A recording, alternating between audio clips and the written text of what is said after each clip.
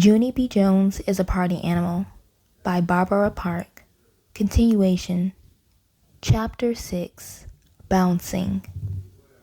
After we finished playing Cinderella, the Nana called us to dinner. Me and Lucille and that Grace skipped into the big dining room.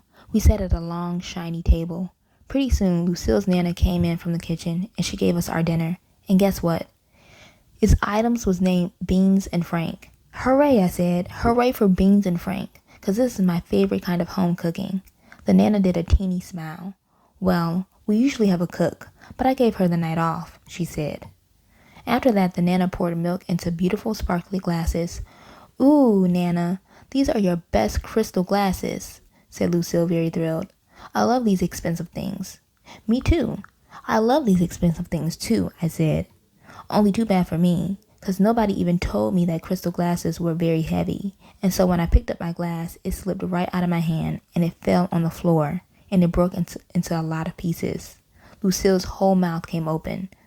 Oh no, you broke it. You broke my Nana's crystal glass. The Nana's face was reddish and scrunchy. Sorry, Nana, I said real soft. Sorry I broke your crystal glass. The Nana sucked her cheeks way into her head. Let's just try to be more careful, shall we, dear? She said. I bobbed my head up and down. We shall, I said back. After that, I ate my beans and Frank, very careful. Only pretty soon my Frank spilled off my fork, and he landed on Nana's white tablecloth. Oh no, hollered Lucille. That's my Nana's good linen tablecloth. She brought it all the way from Ireland. The Nana's face was twisty and puffy. I quick pushed my plate away from me. My stomach felt in a tight knot. Only guess what? I'm not actually hungry anymore, and so I would just sit here and not spill anything, I think. The Nana cleaned up my messes with a wet cloth. After she finished, she brought us chocolate ice cream for dessert. Only too bad for me, 'cause a teeny plop of ice cream dropped right off of my spoon and it landed on my chair cushion. The Nana did a big breath. You're a bit of a bull in a china shop, aren't you, dear? She said. Sorry, Nana, I said. Sorry. The Nana patted my hand very stiffish. Quite all right, she said kind of mumbly. After that, I got down from the table, and me and my friends went back to Lucille's room. And guess what? Things got funner, 'cause Lucille said we can play with the games in her closet. On account, they weren't even expensive. First, we played Chutes and Ladders. Then we played Twister and Bingo and Chinese Checkers and Tic-Tac-Toe and Candyland. Plus, we played Let's Spin Till We Get Real Dizzy and Fall Down. And guess what? I didn't even break anything. Hey, I think I'm getting the hang of this party, I said, very happy. Just then, the Nana knocked on Lucille's door. Time for you ladies to put your pajamas on, she told us. I danced all around the room, real happy. Hooray, I said. Hooray for pajamas, 'cause I brought my favorites. I quick put them on. See them, Nana? See how biggish and baggish they are? This is how come they feel so comfortable. The Nana's eyes looked down at me. How very charming, she said. Just then that Grace jumped right in front of me. Look at mine, Nana, she said. See mine? Mine? My pajamas have neon green polka dotties on them. How very colorful, said the Nana. All of a sudden, Lucille popped out of her big closet. Ta-da! Look at me, everyone. I'm wearing my beauteous pink satin nightie. See me? See how lovely I look? I look like a gorgeous model in this thing, she said. Lucille let me and that Grace feel her material. How very smoothie, I said. After that, me and Grace unrolled our sleeping bags on the floor, and the Nana took the silk bedspread off Lucille's bed. Time to get your beauty sleep, princess, she told Lucille. Then those two kissed and hugged goodnight, and the Nana shut the door. Only guess what? Lucille didn't even get in the bed. She kept twirling all around in her big pink satin nightgown. This is how models twirl, she said. They twirl so you can see their fronts and their backs. Lucille wouldn't stop twirling. See my front? See my back? She said. Me and that Grace got up on her bed to watch her twirl. Lucille's bed was soft and cushy. We bounced on up there a teeny bit. Lucille stopped twirling. Hey, don't, she said. That bed is for beauty sleep only. I patted her bed, very admiring.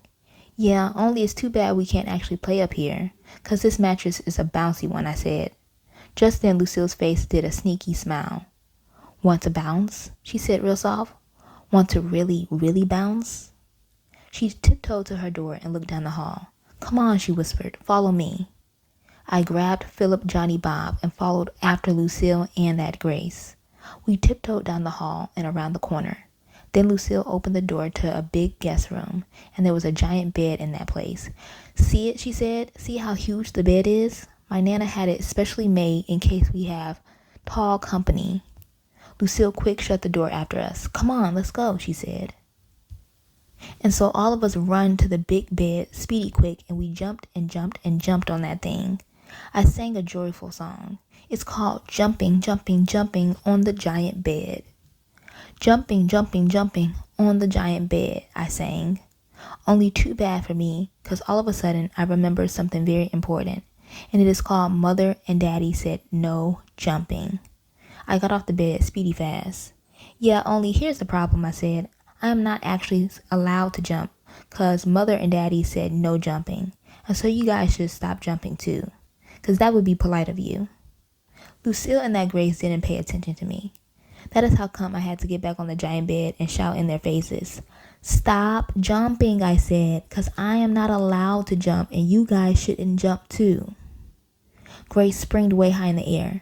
Who's jumping? I'm not jumping, she said. She giggled very silly. I'm bouncing. Just then my whole face got happy. I hugged and hugged that girl, 'cause Mother and Daddy didn't say I couldn't bounce.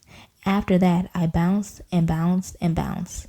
Bouncing, bouncing, bouncing on the giant bed, I sang. I bounced till sweat came on my head. Then I flopped down on the bed to rest. I flopped on a plumpery pillow.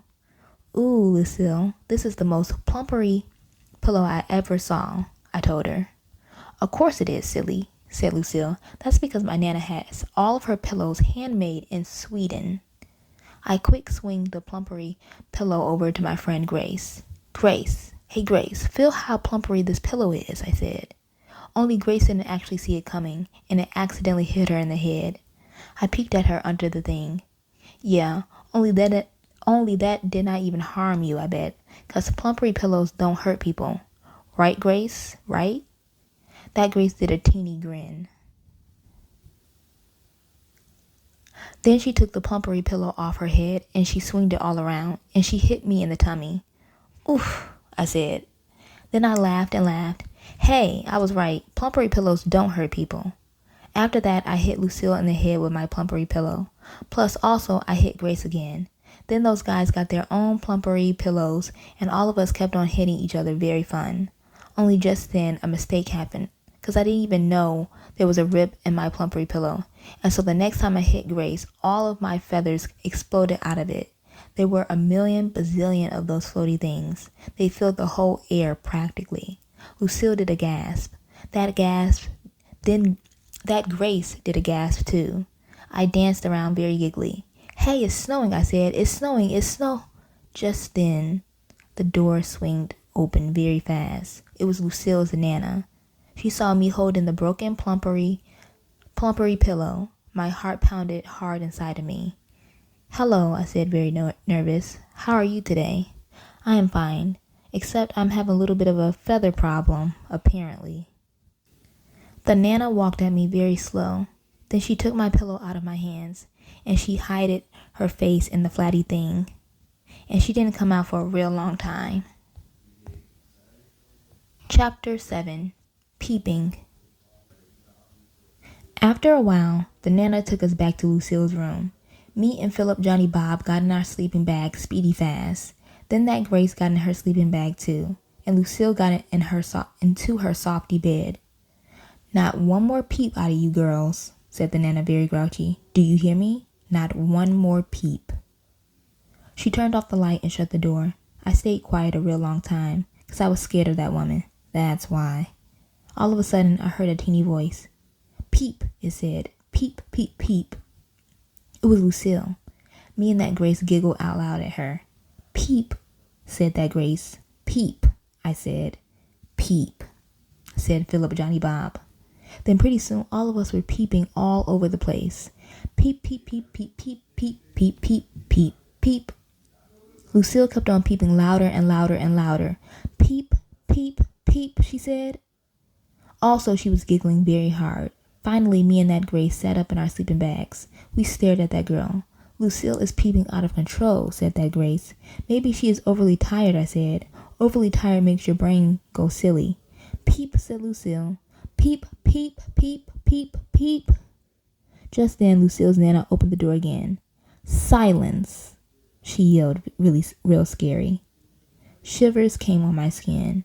Then all of us quick crawled under our covers again, and we closed our eyes, and we didn't say another peep.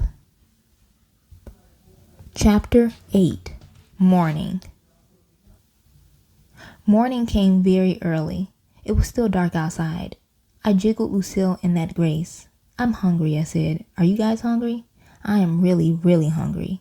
I shook them some more. Let's eat. You want to eat? I really, really want to eat. Finally, Lucille and that Grace yawned and stretched. Then all of us put on our robes and our slippers, and we went down the hall to get the Nana for breakfast. Lucille shaked her real gentle. Wake up, Nana, she whispered. Wake up, Nana, said that Grace. Wake up, Nana, I said. The Nana did a snore. That's how come we had to pull her up by her arms, and we turned a bright light in her face. The Nana yawned real big. It was not pleasant. After that, she got her robe and slippers, and she went downstairs with us. We sat at the long dining room table again. The Nana passed out cereal bowls. Oh, Nana, these are the brand new china bowls you bought in France. These are my favorite, said Lucille. All of a sudden, I felt a knot in my stomach again. I tapped on the Nana's hand. Yeah, only here's the problem. I think I would like to have a plastic cereal bowl, 'cause plastic is more my style. The Nana rolled her eyes way up at the ceiling. I looked up there too, but I didn't see anything. I don't own any plastic bowls, she said.